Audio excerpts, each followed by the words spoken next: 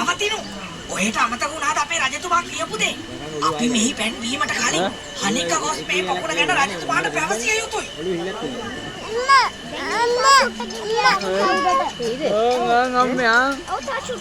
රජතුමනි කැලේ මැද ලස්සන පැන් පිරුණු පොකුණක් අපිට හම්බ වුණා. අපිට පැන් බීමට කියාපු පොකුණ රජතුමනි. සගයිනි ඉතින් ඔබලා ඒ පොකුණෙන් පැන් බීුවේ නැද්ද? අනේ නෑ රජතුමනි. බීමට කලින් ඔබතුමාට මේ පොකුණ පෙන්වන්න අපි තීරණය කළා. ඒක බොහොම හොඳයි.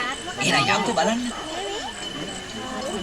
වඳුරු පිරිස රජතුමා සමග පොකුණ ළඟට ගියා. දැන් ඉතින් වඳුරන් සියලු දෙනාම රජතුමා වතුර බොන්න අවසර දෙනක ඔයිල සිල්ලෙන් බලාගෙන ඉන්නවා. ඉතින් මේ රජතුමා මේ ආයකා තාමාවේ නෑ. එහෙමද? නිම්ම පොකුණට බහින්නේ නැතිව පොකුණ වටේ ඇවිදලා හොඳට විතරක්. ඒ වගේ මුඩ් ටයිමින් වලට විනාඩි දෙකකින් තුනට උඩට ගන්නවා. සතුන් පොකුණට බහැපු වැඩි සලකුණු පමණයි දක්නට. දෙකෙන් තුනේ උඩට ඇහිලා කිසිම සලකුණක් දෙකකින් උඩට එනවා. කතාවට ඔය අකාව එනවනේ. උඹලා කළ වැඩේ බොහෝම අපූර්වයි. ඉතින් එහෙම බලයින් බෑරි කට්ටිය යනවා නේද? මේ පොකුණේ භයානක දිය රකුසෙක් ඉන්නේ. අනේ අනේ අක්කා එනවා.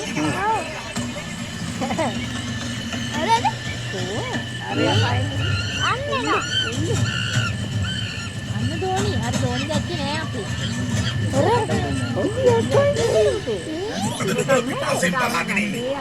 එන්න මේ සීතල දිය පානය කරන්න.